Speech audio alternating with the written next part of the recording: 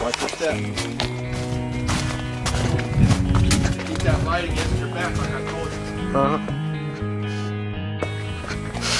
you. So you'll want to stand about right there at that corner post. Alright. You want to move over into the shade. Now let me steal the shot. What's up? This guy is. So he's going to enter. He's like a turkey floating all through my shot. All the Mr. Abercrombie over there. We had a hurricane come through the Ohio Valley known as Hurricane Ike, and it tore up a lot of barns. It caused this barn to lean to the north at the top about 5 degrees, and we used a system of cables and turnbuckles. And actually, one of my friends, Ryan, he was renting this barn at the time, and he pulled it back straight. And then you see these V-shaped braces right here.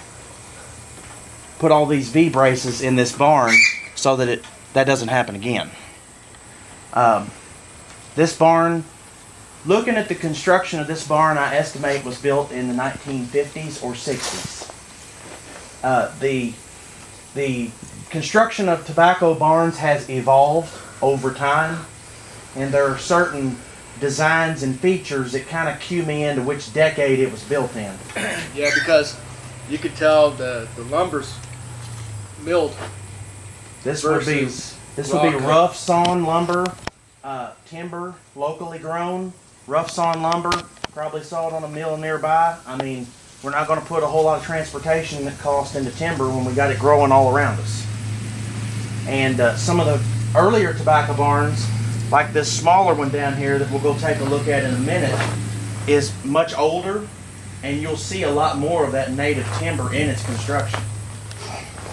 Timber with the bark still on it. Another feature of this barn, you'll see that there's concrete footings. And it looks like they made their form for the footing out of some lumber, and actually left the form on it. And in some cases, these barns have been repaired. You know, you can take a jack and you can lift this up, and you can cut this off if it's rotten and put a footer under it and make it last a lot longer. Whereas in the cable hoist barn, we started with a concrete footer to begin with. Because I have observed in these older barns that the ones with the concrete footings last longer. And those concrete footers you have, they're about 3 feet deep, eh? They're as deep as the bit would go. My dad has an auger for the skid loader, and we dug a 24-inch hole, probably 4.5 feet. And then put the sonotube, that's that cardboard tube, up above that. And I actually had those footers made a little taller than normal on purpose, because I needed some more height right here, so that when I go lifting those beams in place, I would have a little bit more room at the top. And I went off the chart on my plan for the barn. The plan called for a 5-foot tier, 5 feet vertically between layers. I made mine 5'8". So I've got an extra 8 inches between each layer to accommodate taller or bigger tobacco. This is some good heavy lumber too. You don't see too much of this. It is, and I think if we put a tape measure on that tier to the next tier, we would find that it's about 4 feet. Well, this is like about 2 by 10 right here. Mm-hmm. And then these footers right here, you can hang more than. Yeah, there's another rail that goes from here across there. I don't think we'll be doing that this time. I don't think they're in here anymore. But at some point in this barn's history, yeah, they would have put another tier in right there and hung this thing clear to here. As you can see, we're not going to get much more in this barn. Those first 15 stick rows just about filled it up. 3,700 and some sticks. Yeah, it's packed in here nice too. So, you know, maybe another 1,000.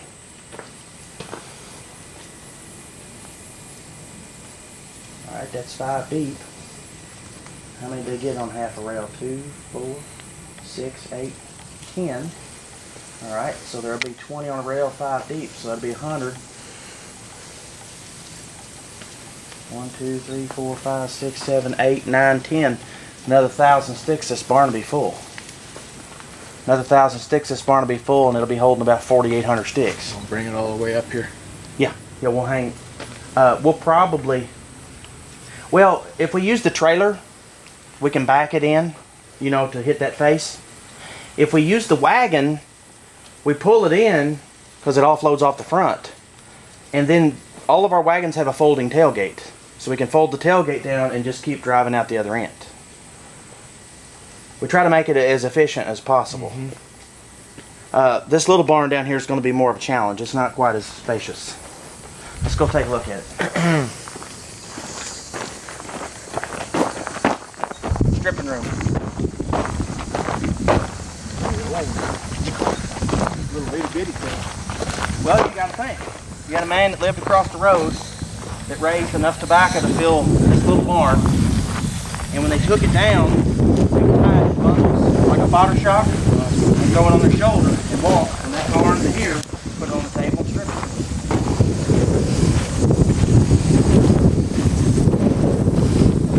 All you got to do is lay this guy down, drop right over. Whereas with the trailer, you would back it in with the tractor and then pull back out. This is tailgate version 2.0. This pin keeps it from falling down if you don't want it to.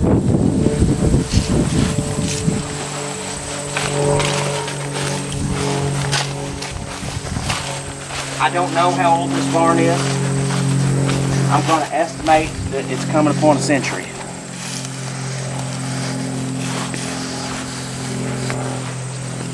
This is the stick dropper.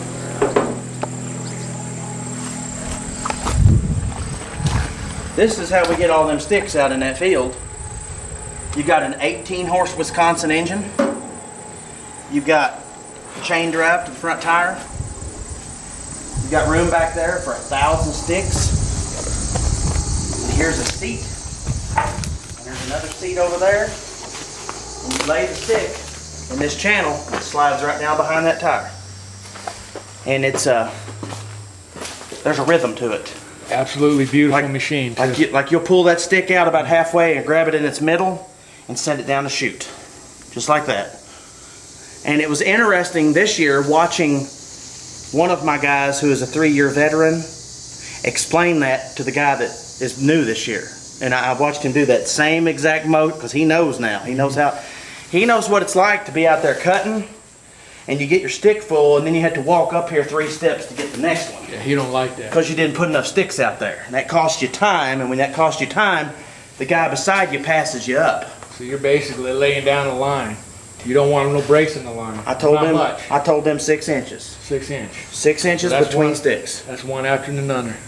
So if there's 6 inches between, and you don't want them overlapping out there, because then you're going to have a bunch of empty ones to pick up. And I saw a few laying out there a minute ago.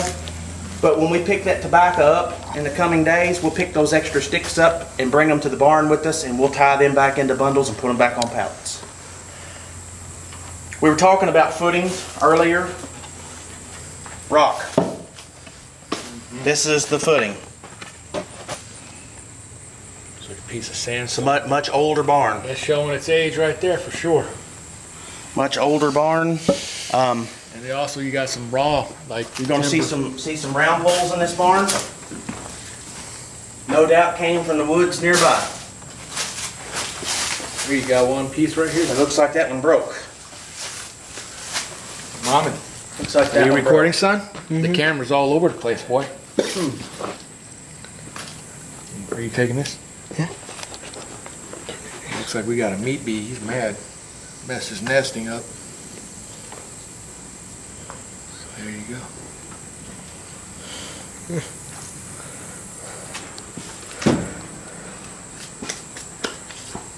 Another interesting feature of this barn, if you look right there, you'll see a peg. It's a mortise and tenon barn. Mohammed, you see that peg sticking out of that timber right there? Yep. Zoom in on it. This timber that runs horizontal, the end of it was whittled down to a tenon. And this timber had a hole made in it, and the tenon fit in the mortise. And then a wooden peg went through it to hold it together. And that wooden peg, if you go over to the other side, you might see the other side of that wooden peg sticking through. And there it is. Sure enough. And you can see the end of the tenon over here. Yep. They You don't can see they used they don't build barns like that anymore. they used some wedges in it, huh, too. Look at this timber. You can see the hatchet marks. Come over here on this side over here, Mom, and get a good shot of this. Exactly. I gotta climb down there. Here's the Abercrombie man, he's good. Abercrombie? Yeah. Mr. Bottle Man. But if you're like full of mess, put the real muscles on it.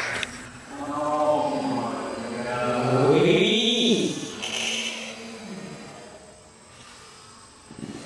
Hey, I could do like 10 of those. Oh my. that ain't good. What kind of varmint you got over this part? Well, I'm seeing that the rock is over there and the Yeah. barn is over here. That's an adjustment that wasn't needed. You want to crack him? What am I jacking this barn and putting that back on? Oh, look at all the ladybugs under there.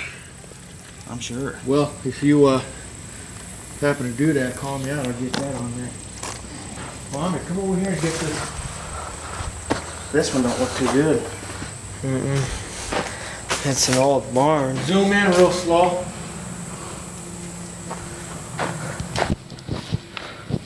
You can see the end of the tenon right there. Yeah. Give you a little bit better idea how that fits together. There's another joint just above it. So those other beams are mortised in.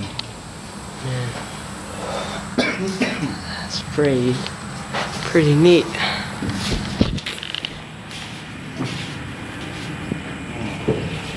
I was in such a hurry that I didn't bring any pipes with me to photograph.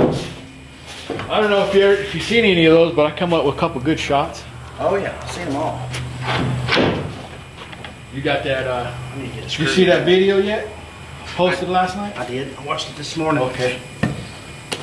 I watched it this morning. I get a thumbs up. I think I hit the like button. I know I shared it. Okay. Because I got friends. I got friends all over the place that like that kind of stuff too. Some of my friends aren't familiar with it, believe it or not. Yeah, no idea what you do because they work with you. Might be a co-worker. Or Yeah, people that don't live around Or here. somebody you went to school with, college. College, high school. It's interesting. Somebody I went to high school with didn't know about it because I mean it's hard to put into words what it was like at that. I mean there was a tobacco patch everywhere, and not these big ones like we're doing now. I'm talking like little ones. You know what I'm saying? Like everybody did it. Everybody's grandparents had a tobacco patch, and some people's parents had And a on tobacco auction patch. day, they took what they had, Yeah, went down and got paid. and some people took it in the back of a pickup truck. You know what I mean? Yeah. 1,500 pounds. Back in the day where if you had a little bit of property and you had a fair shot. Everybody had a quota, and the quota was tied to the land. And when the land got sold, the quota went with it. And then after a certain period, they allowed the quota to be sold separate from the land, but it had to remain in the same county. And that was all the way up until the buyout. Now in Tennessee, they passed a law and let you cross county lease. And that started a consolidation in Tennessee before the buyout. But here in Kentucky, cross county leasing was not allowed. So all the pounds that were Trimble County had to stay in Trimble County. Same for Carroll. That's why it stayed in this part of the state. Now you got these contracts with these companies, and it's irrespective of what county it's in. And so you've seen a huge consolidation. And so for us to be competitive, we have to get bigger or get out. And that's where leasing comes in. And now we're not leasing quota, but we're leasing land and barns. Or you got to buy more land and build more barns, but that's an expensive venture. A barn like that one we were just in cost $50,000. That's a big risk. I've done that once. Well, for this Wheeler property and barn, it's how many acres and how many, yeah, just this 2 barns? I've only got 6 acres of tobacco here, and it looks like that it's going to fill these 2 barns, and I'm going to have to take part of it somewhere else. At the rate we're going. I mean, we put in 15 stick rows and almost filled that big barn, and there's 25 stick rows left in the field. I would say what they've got cut right now is going to fill that barn and start on this one. Yeah. And if they come out and cut some more here in a little bit. That's what it looks like, because you're about halfway. Looks like about maybe half. I'm gonna say what we put in the barn is a third of it. Maybe a third. And what they've got cut right now is another third almost, and then there's about a third still standing. So it was a good time for you to come up and visit and get a snapshot, you know, kind of midstream. Because a lot of times you roll up and we're topping, and the next time you roll up, we're taking it down to strip it. Yeah. This little barn here, 1, 2, 3, it's a 4 in the shed and 5 in the center, ain't it? Or is it? No, it's 4 and 4 because the driveway's taller. The middle of the barn is typically referred to as the driveway. And on an older barn like this one, there's only one driveway in the middle.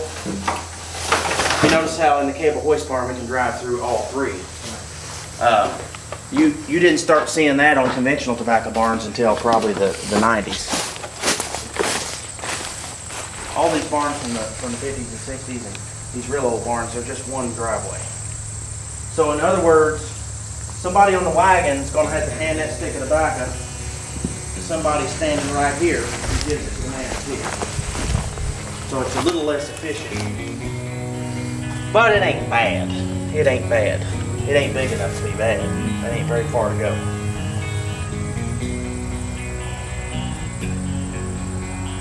This little barn seems to be leaning a little bit too.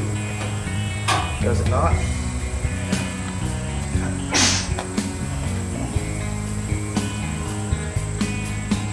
It's doing all kinds of things.